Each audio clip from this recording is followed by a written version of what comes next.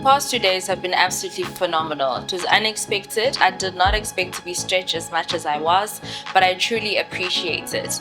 I think as academics, we think going in that naturally when you're in, you know everything that you need to know about presenting.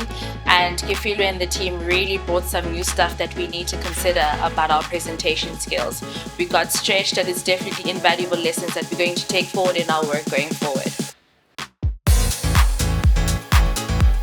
We actually live in an age where communication is quite essential for your day-to-day functioning, and regardless of which discipline or sphere of life you find yourself in, it's definitely something that you need and something that you incorporate not only with your interactions with your students but also other stakeholders that you may engage with. Being able to communicate effectively is something that's very difficult, but what I've learned during these workshops is that in order to be an effective communicator, you really have to be intentional about what it is you want to communicate and how you want to package yourself in your presentation.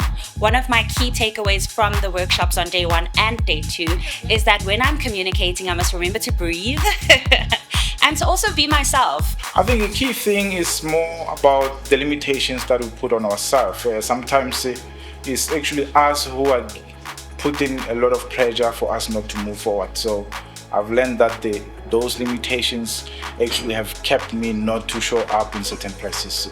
From now on, I'm definitely going to be very cautious about them and make sure that I show up every time.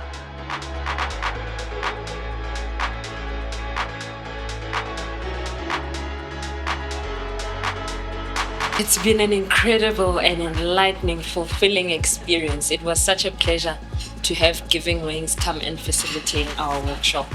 I've definitely learned a lot. Giving Wings, developing effective leaders. Celebrating 10 years of human development.